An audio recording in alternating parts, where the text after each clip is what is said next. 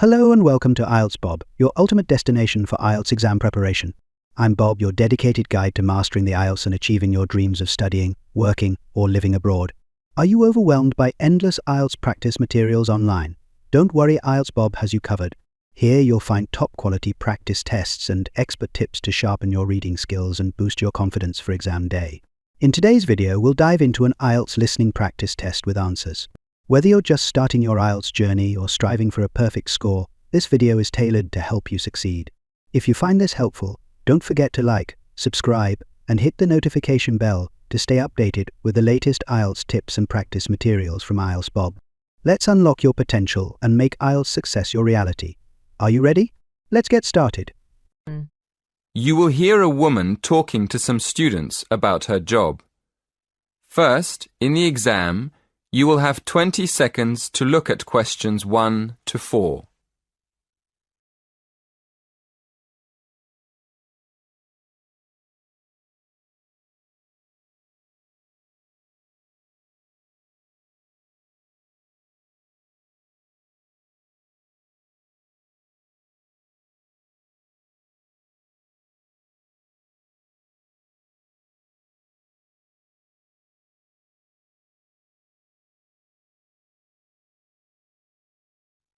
Listen carefully and answer questions 1 to 4. Hello everyone. Thank you for inviting me to give a talk in this series of employment lectures. I'm here this evening to tell you about my job. I'm going to tell you what I like about it, what I don't like about it, and what I hope to do in the future. Okay, well, I'm a police officer.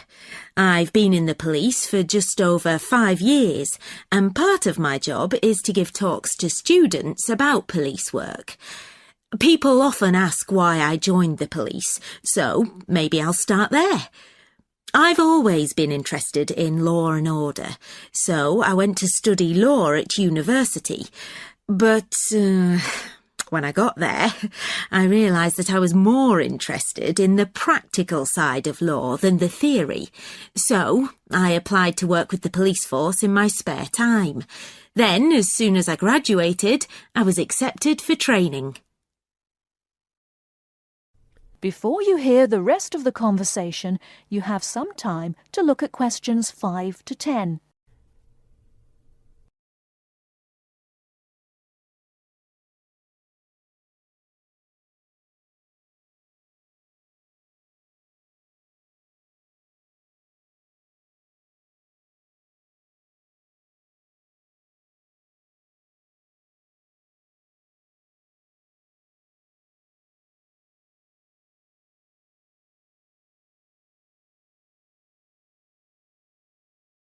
Now listen and answer questions 5 to 10. As you know, our job is to protect the public from criminals and defend the law. So obviously, the police force has to work every day of the week, day and night.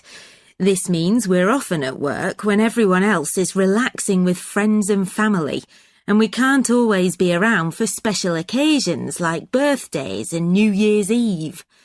On top of that, we have a lot of extra work at weekends, especially when there's a football match and the fans are out celebrating. So, our working hours are one disadvantage of police work. A lot of the time we have to work with the public to avoid problems, and we get special training for that. But we can't always prevent trouble. So, another disadvantage of the job is the danger. I mean, we know that some of the people we have to arrest will attack us. Now for the advantages. Well, one of the advantages is that police work is well paid. As I've said, it's a difficult job, and police officers work hard for their pay. But there are many more advantages. For example, sometimes the work's fun, especially when we have to protect famous people from their own fans. I've met quite a lot of celebrities in my job, and I must say I enjoy seeing them close up and finding out what they're really like as people. But for me, the biggest advantage is the job satisfaction. Speaking for myself, I would say I get the most job satisfaction when I help someone or solve a problem in a community. And in the future, I'd like to train to be a detective. I think I'd be good at that. That is the end of part 1. You now have half a minute to check your answers.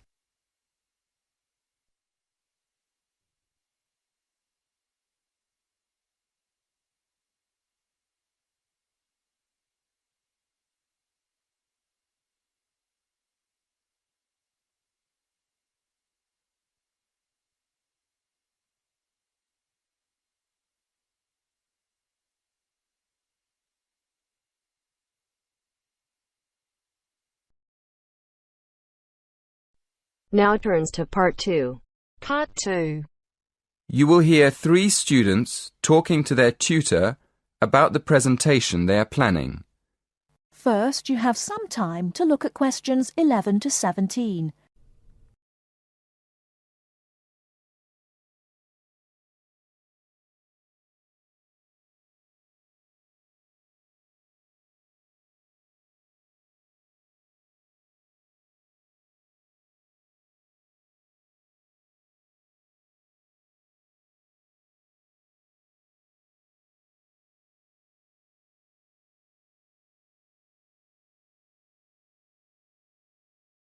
Now, listen carefully and answer questions 11 to 17.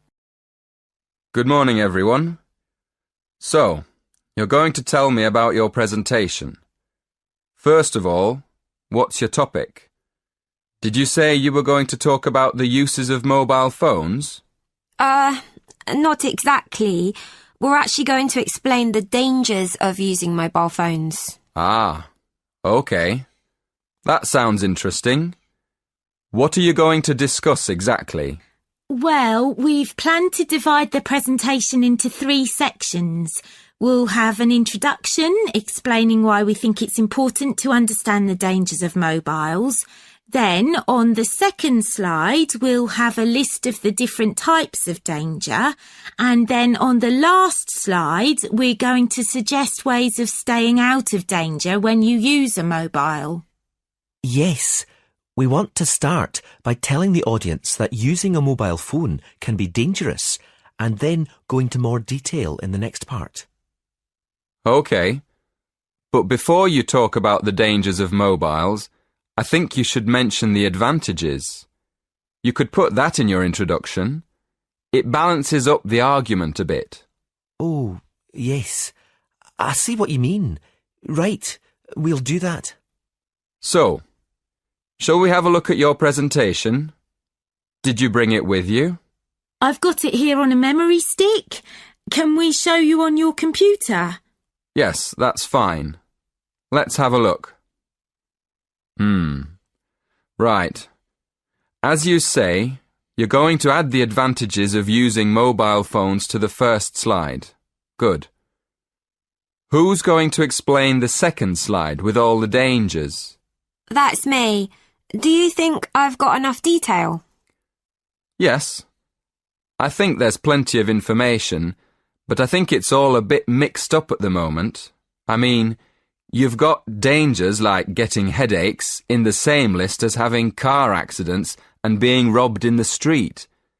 They're all different types of danger, aren't they? I think you should divide them into groups, maybe under separate titles like health, accidents, and security. Oh, right. Yes, thank you. That'll make it much clearer to the audience. Okay.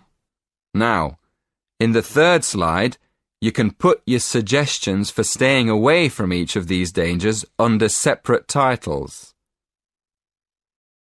Before you hear the rest of the talk, you have some time to look at questions 18 to 20.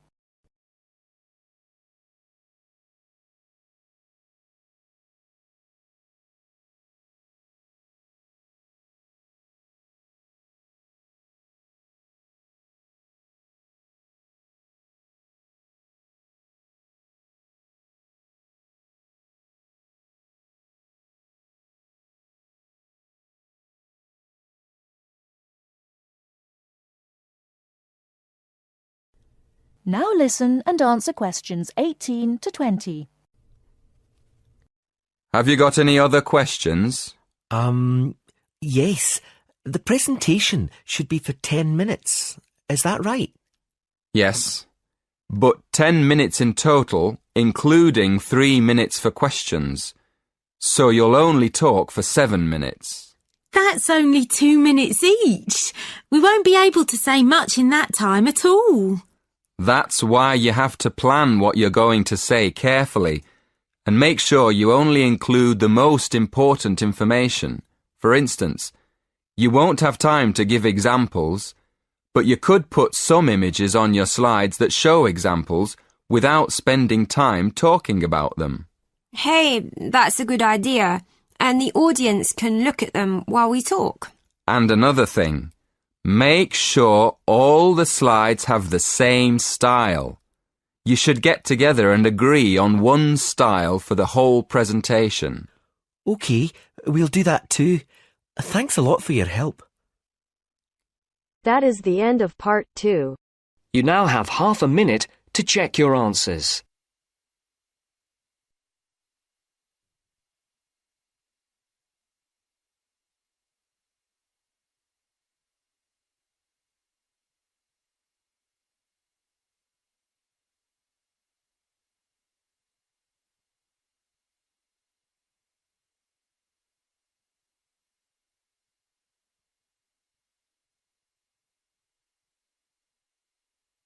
Now turns to part 3. Part 3.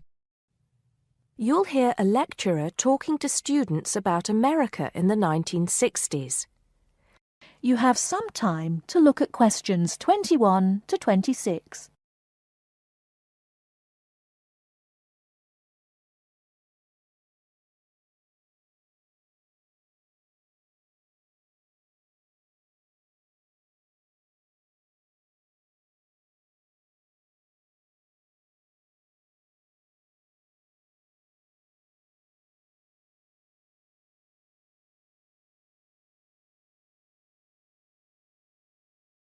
Now listen carefully and answer questions 21 to 26.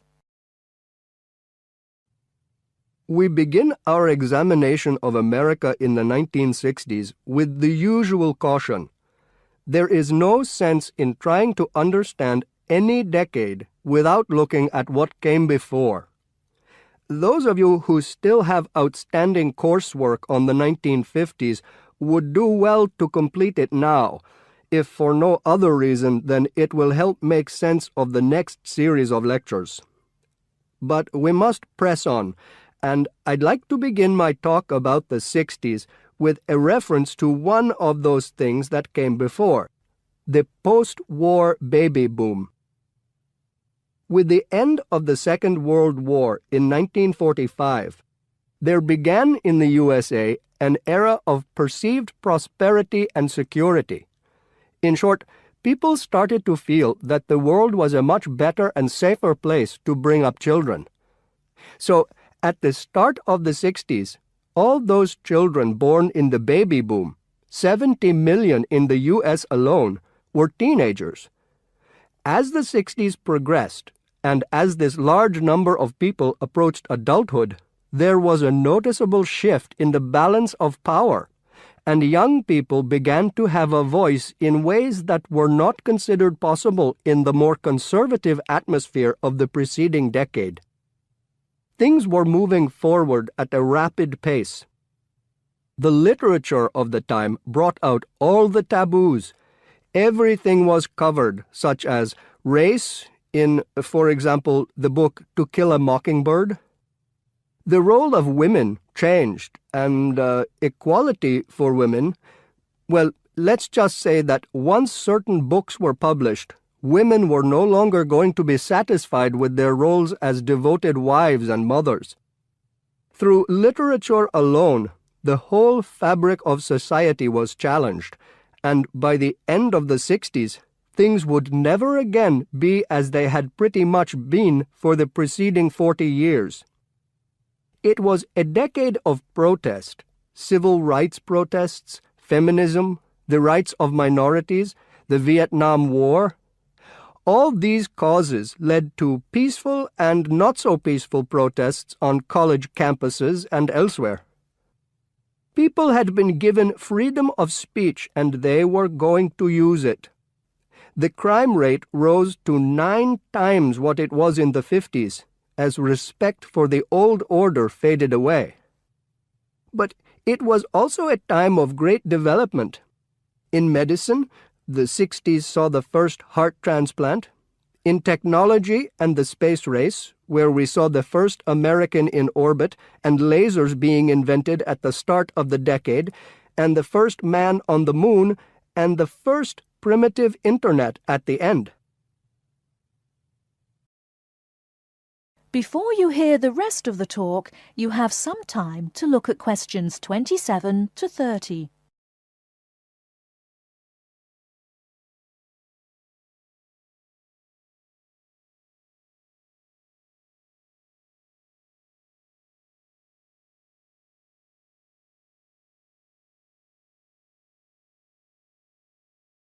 Now listen and answer questions 27 to 30.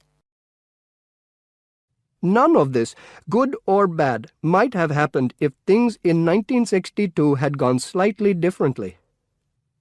On October 16th, President John F. Kennedy met with his closest advisors at the White House. They had obtained photographic evidence showing that Cuba was building or installing nuclear weapons. It was widely believed that Cuba was preparing to fire these weapons at cities in the USA.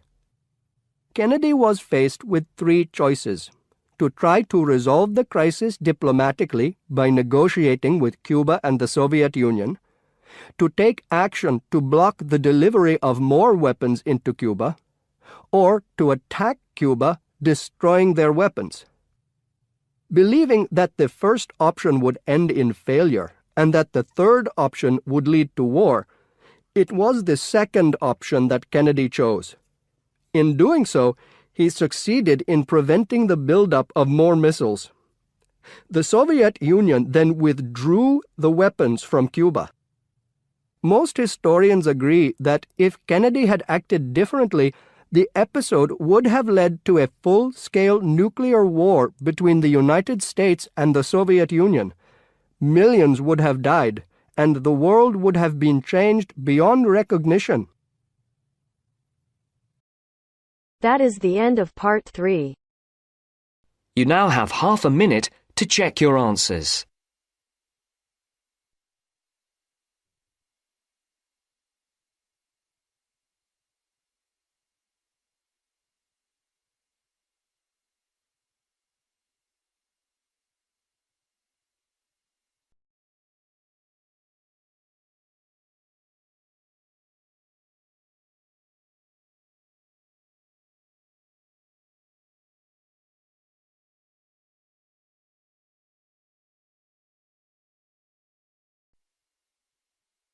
Now turns to part 4.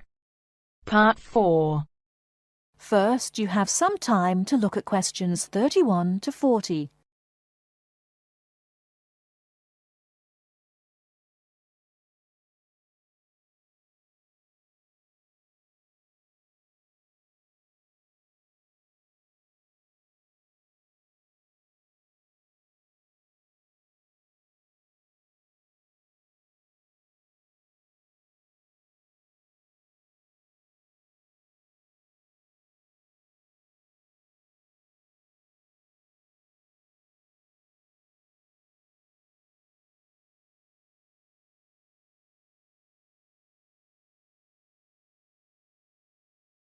Now listen carefully and answer questions 31 to 40. The word thesaurus comes from Greek and means treasure house. So, to tell us more about Roget's thesaurus is linguist Dr. Cindy Channer. Now then, Cindy, we know Roget classified the English language. Well, the 150th edition has just come out. It sold 32 million copies. Yes, that's right, 32 million. What is it? Roget's Thesaurus. Now, Roget's Thesaurus is a type of dictionary in which words with similar meanings are grouped together. The word thesaurus comes from Greek and means treasure house. So, to tell us more about Roget's thesaurus is linguist Dr. Cindy Channer. Now then, Cindy, we know Roget classified the English language, but what do we know about the man himself? Well, Mr. Roget, or to give him his full name, Peter Mark Roget, was a very interesting man indeed. He grew up in London, he was French, and he spent his early life in a French community there. He later travelled all the way from London to Edinburgh to study medicine at the university there, and graduated when he was 19 years old, and he later went on to become a founder of Manchester Medical School. So his life focused around his career as a doctor? Well, actually, no. Roget had a very wide range of interests indeed. In fact, he was a writer and wrote about many topics such as bees, the kaleidoscope, and even perception and feeling in animals. And he was an inventor too. In fact, in 1814, he invented an early version of the slide rule. The slide rule? Yes, the device that can calculate numbers. Then 10 years later, he developed a prototype for the cine camera. And he also got involved in a range of different projects. For example, he became head of a commission investigating London's water supply, and he developed a method of water filtration through sand. And he was involved in the area of education. He was one of the founders of London University. And do you play chess by any chance, Mark? Yes, I do. Well, Roget invented the travelling chess set. So next time you're playing a game of chess on a train, you have Mr. Roget to thank. So, how did he actually find the time to classify the English language? Well, he only turned his full attention to the thesaurus when he retired, and that was when he was in his 70s. So what inspired him to write the thesaurus? Well, Roget believed that he should bring as much happiness and knowledge to the greatest number of people. So, during his career as a doctor, he gave free treatment to patients who couldn't afford to pay. We also know that he set up a clinic to help poor people to recover from operations and serious illnesses. Basically, he wrote the thesaurus to help people learn. He aimed to help those who needed practice in writing. He believed that writing skills would help people become more independent and lead happier lives. How popular is the thesaurus today? Well, it was first published in 1852 and it has never been out of print since. In fact, the book has become more popular with each edition that comes out. The invention of the crossword puzzle in 1913 certainly helped to increase the sales figures, though. I think the main reason why it is so popular is that it's thematic. So you can come across words that you've never even thought of when you began looking for the word in the first place. Thanks, Cindy. Now join us again after this short break when I'll be talking to Derek Spode, chairperson of... If you enjoy this content, please like and subscribe. After subscribing, please leave a comment below saying subscribed, and we will respond as soon as possible. By subscribing, you're supporting our mission to help others achieve their IELTS goals. Thank you so much for your support.